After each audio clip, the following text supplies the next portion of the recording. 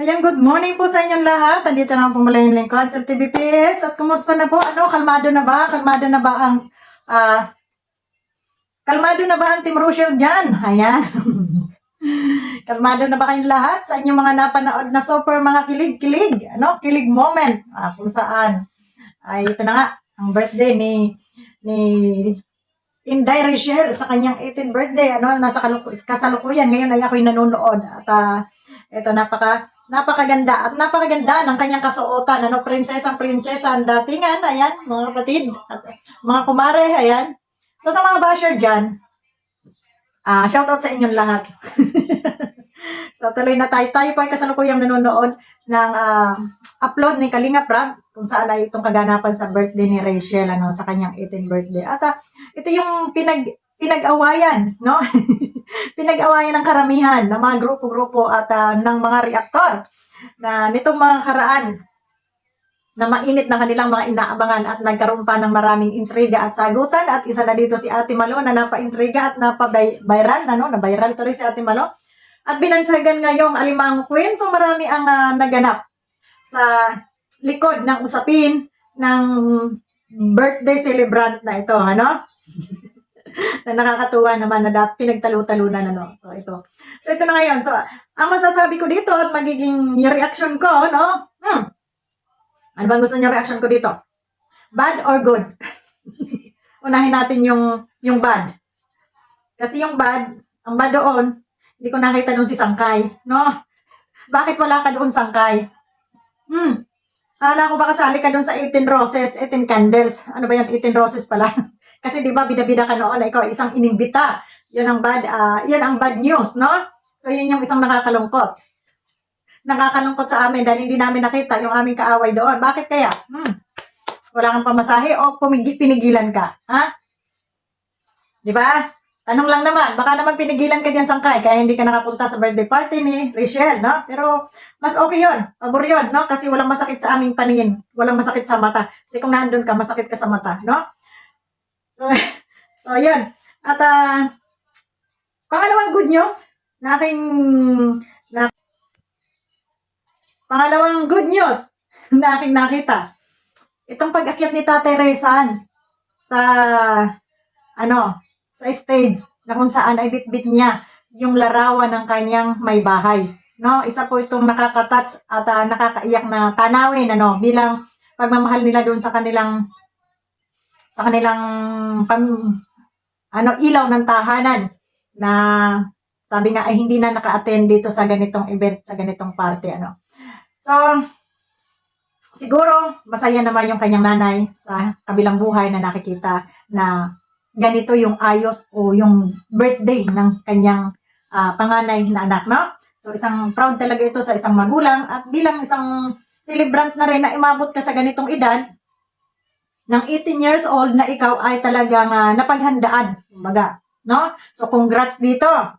Congrats dito, salamat. Tayo nagpapasalamat dun sa mga nag-sponsor, Sa mga sponsor na tumulong dito sa birthday party na ito. Parang tayo na rin, parang feeling natin tayo na rin yung naandun, Kasi masaya tayo para sa ating kapwa, So, sana kayong mga basher, ganun na rin lang, Maging masaya na lang kayo kung ano yung nararating ng iba, Para hindi naman masakit sa puso, Kasi pag inggit ang ating pairalin, walang mangyayari sa buhay natin, magkakasakit pa tayo, Kasi sa kaiisip na hindi natin napabagsak, hindi natin nakitang malungkot yung ating kaaway, Masama po yan. O kahit nga yung kaaway ko, gusto ko maging masaya siya, So, yan.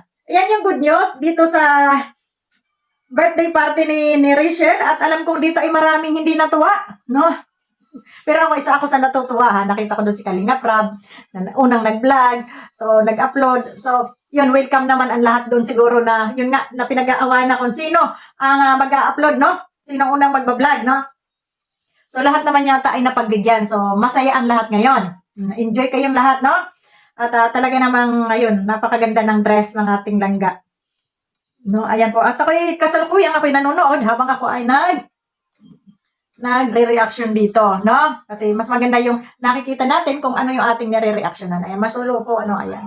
Nakikita natin si Langga na nanonood sa kanyang fireworks, Para siyang isang prinsesa. Sabi dito sa Austria, isang prinsesen, Isang prinsesen.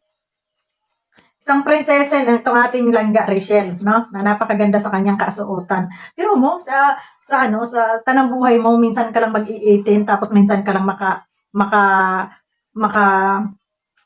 celebrate ng ganito kalaking event, no? So, yun, maraming salamat sa nag-effort at nag-sponsor. Maraming salamat kay Kalinga Prab. Si Kalinga Prab ang una natin pasalamatan dahil kung wala si Kalinga Prab, hindi ni Rachel matatamasa yung ganito kagandang event kasi hindi siya na-vlog. Kumbaga, hindi siya sumikat kung hindi siya na-vlog, no? So, kaya doon sa nagsasabi na si Kalinga Prab ay wala ng karapatan, meron karapatang mag-vlog, di ba? Lahat naman yata pinayagan mag-vlog. Kaya sana maging masaya na lang ang lahat, ha? Tapos na sana yung issue, tapos na sana yung away dito. At patuloy lang ang buhay natin dito sa social media. Pwede tayong gumawa ng mga reaction na wala naman tayong bangayan, no? Patungkol dito sa mga mga ating mga iniidolo at hindi natin kailangang magwatak-watak dahil tayo ay narito sa Kalingap. Iwasan niyo po yung inggitan. At sa mga kinikilig dyan, ito na, nakakakilig itong dito lang ako kinilig sa tagpong ito, ha, hindi kilig na yung kilig na ang narito ay yung saya, yung nararamdaman ko, kasi nakikita ko silang masayang lahat, nakangiti ang lahat, yung iba, to mga dala-dala nila na to, mga karton ba to? Karton. So, yun. Wow! You will be my girlfriend. Teka lang, parang may mali doon, ha? You will be my girlfriend daw, sabi ni Dodong Ruel. Pag sure, di ba matagal na kayong mag-girlfriend? Kayo naman, pinaglululoko nyo pa kami. No? So, okay na yan. Kahit wala nang ganyanan. Pero, ano lang to, sabi nga, content, for views, for social media. Okay na yan. Alam naman natin na kayo ay matagal na magjowa. Pero ito yata yung final, yung talagang in-announce na sa buong mundo na sila ay magjowa nga naman, no? So, yan. Wag na kayong bitter dito, ha? Marami ako nababasa dyan na gano'n na bashing, no? Hayaan na natin sila maging masaya na lamang tayo, no? At isa sa naging ng Kalingap, subject ng Kalingap ay nagkaroon ng ganitong event at ganitong kwento ng buhay. Parang parang Cinderella lang, no? So, naging masaya na po tayo. Wag na po tayong better. At sa mga basher, hinahinay naman kayo, no? Hinahinay, pambabas. At ito naman sila ay, kumbaga, napasaya naman yung iba.